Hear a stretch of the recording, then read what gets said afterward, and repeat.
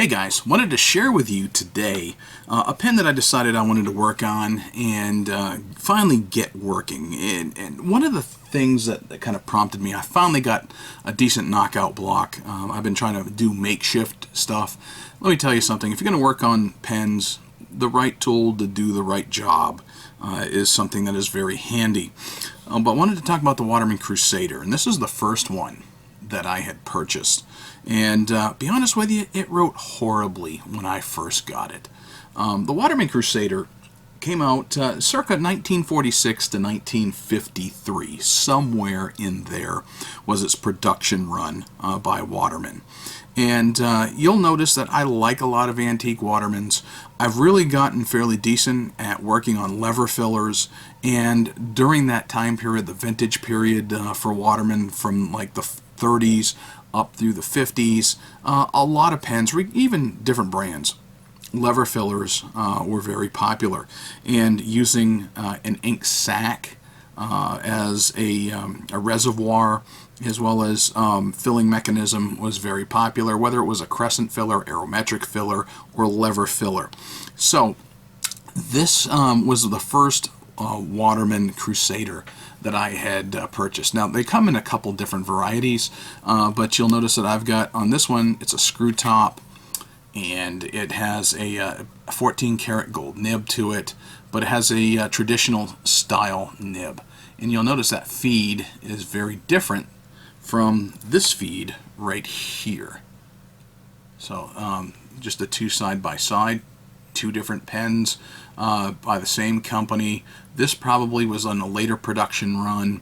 Maybe from what I read, this style section started to show up in ads in the later production run. So you know, I'm just going to have to go by what I can see online. But this particular cap is a screw-on cap. This particular cap down here is a slip-on cap, even though they're both Waterman Crusaders. And there is the Waterman Tape-Right Crusader, which basically has a very tapered down and a hooded nib to it. And I'll put up a picture of that so you can see the difference amongst all these. So, like I said, got this one. It wrote terrible. So I had set it aside. Couldn't really do anything with it. And I eventually had ordered another one, which was this one. And it wrote well, but then stopped writing. So what I ended up doing was I pulled this one apart. And this feed and this nib came out of this one fairly easily. Now you can see roughly how long that section and that nib together would be. So let's say if this is the nib would fit along with this feed inside of this section.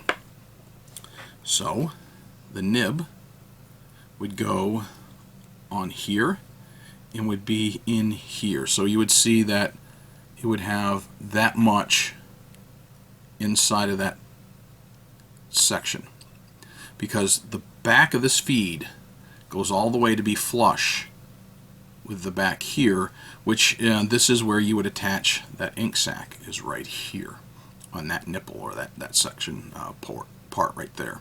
So I tore this apart. I could not get this apart just by pulling out. This one, surprisingly, I was able to pull out, and I worked on this one over a year ago. And when I did, surprisingly, like I said, it came out really easily. There was all kinds of garbage and goo on the back side of this this nib and this feed, so I cleaned it all up, and I've used it several times since. And I've cleaned it and put it back into my drawer. So this nice burgundy color right now is cleaned and out of use. So this one was in my hospital drawer for a while, and I just decided, all right, I've got a few minutes, and I'll just, since I got a new knockout block from Pendragons out of England, since I had the money sitting in my account, I went ahead and made that purchase because I've been wanting one for a while. So I had to physically knock this out, and I was able to take it, clean it up, and surprisingly, it wasn't that bad. I was expecting a whole lot of goo in this as well, but it actually wasn't too terribly bad when I pulled it apart and I cleaned it up. So I've got a nice picture of this I'll put up for you. But what I'm going to do is I'm going to go ahead and I'm going to put a sack on this one, and it takes, you know, a nice latex sack. I don't have silicone sacks. I tend to buy the latex sacks because I can buy them, you know, fairly inexpensively. It's time for me to order some more sacks because I'm actually lacking a bunch of different sizes. The Waterman tends to take a number 18. It's 18/64 of an inch diameter across this right here, and I happen to have a number 18 sack here. So that's how you determine what size sack. So if it was 16/64 of an inch, it would be a number 16 sack, 17, 17, and so forth. So I'm going to go ahead and I'm going to put a new sack on it, cement it in, and put it back together, which is like the second time I've done it to this particular pen. And let's see if I can get this pen to write fairly well and to keep writing. All right. So this is the first time I've pulled it apart, actually knocked the feed and the nib out. And so I'll put all this back together and see what kind of nice writing pen I can get out of it. I'll put a link to the source that I was showing earlier for a picture of the Waterman Crusader, but I wanted to show you in this particular book here, Watermen Past and Present, the First 6 Decades by Max Davis and Gary Lehrer. I've shared with you this book, and I actually gave away a copy of this book not too long ago. But I wanted to show you right here. So you've got the Crusader tape right, which looks a lot like the Crusader with the exception in this particular picture and demonstration of the cap. Okay, and then the citation tape right is not a Crusader, but to just give you an example, I've got a couple of these, I've got 2 of these, and so they are about the same length, and this is very different in how it tapers down. So maybe I'll show you the difference between a Crusader and I don't have a Crusader tape right, but I do have a citation tape right.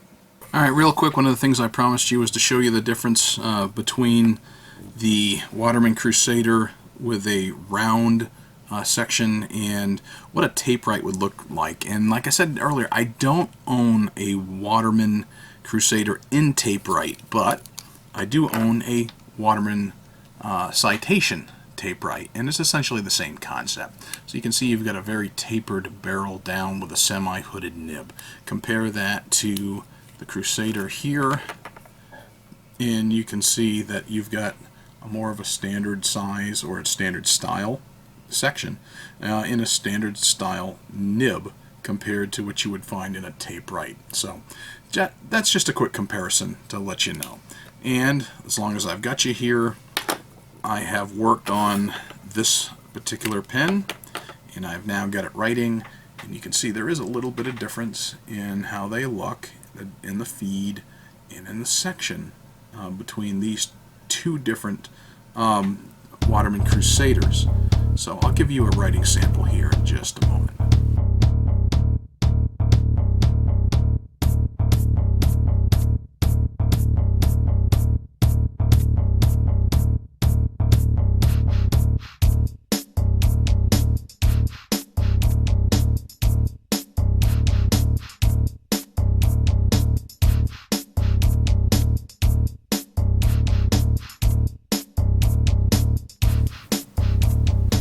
Alright, so now let me give you a writing sample of this particular pen. This Black Crusader, I had to work on it quite a bit in order to get it to work properly. It was hard enough getting the section and the nib out. It was even harder getting the nib and the section back in. And then I had to do a lot of nib work on it because, quite honestly, there was too much of a spread on those tines once I got them in. I had to do a little bit of tine alignment on it, and it still wouldn't work right. So I had to fiddle with it just a little bit, and I got it writing here just a little bit ago. So let's go ahead and do a writing sample with it. I'm using the same pad. I decided to keep the same sheet because I got this Conklin crescent filler that I had finally back up and running properly, and that was one of the last videos that I had done, and I just decided to keep that sheet just because the same concept of bringing a pen back to life. I used a Birmingham Pens Edgar T. Steelworks Coking Coal Black. So that's what I've been using here. So let's go with the Waterman. The Waterman Crusader from the 1940s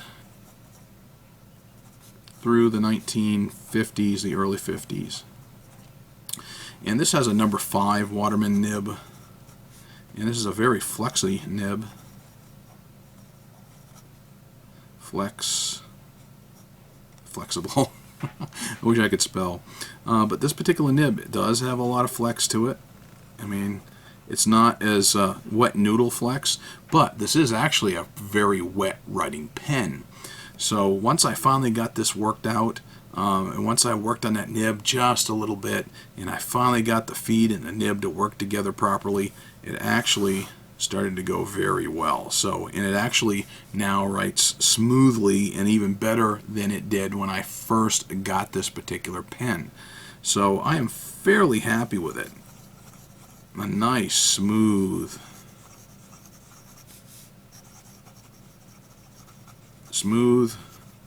wet, still, look at that, still wet. So this is actually a decent writer now. So I'm fairly happy with it. But like I said, it took a little bit of work. You know, don't give up when you're working on them. Don't give up working on them. You know, I worked on this once before and never got anywhere with it because I really had to take out that nib and that feed in order to be able to work on it. And then once I got it all nicely cleaned up, I got it polished up. Been using and experimenting a little bit with Carnauba wax that I know that some folks have been as well. And so I decided to give it a try myself, and so far so good. You know, it actually polished up very nicely, and it's a right pretty good writing pen. So I just didn't give up with it. I kept playing with it, and quite honestly, at one point I even tore the sack right off from it that I had sitting there and was about dried out, and continued to monkey with it to try to seat that section and that nib in properly, and then, okay, redid it, put the sack back on it, cemented it back in place. And so, you know, right now I'm happy with it. We'll see if it continues to write like I expect it to. Hopefully this will be my pen of the day for perhaps this weekend, and hopefully it'll continue to write. And if it dies on me, at least I know a little bit about working with that nib as to why it gave me a hassle when I went to go first write with it. But as you can see, it actually has written fairly well now that I've worked on it. So the Waterman Crusader, they're still fairly plentiful. You can find them on eBay, and you can find them from various people who restore them once in a while. I've definitely gotten a good deal on my two, and putting in a little bit of work, replacing the sacks, cleaning up, pulling out the nibs and the feeds. I've done a whole lot better price-wise and in time and investment than I would have been able to if I had bought it. Restored. Plus, on top of that, I actually got the satisfaction of working on it and getting it to write by myself. The Waterman Crusader, I mean, I'm fairly happy with the Crusader. Like I said, I've got two of them. I put the other one already back in my drawer, that nice burgundy one. But this one here, for as many hassles as it gave me, boy, that before, it sure writes nicely now and looks fantastic.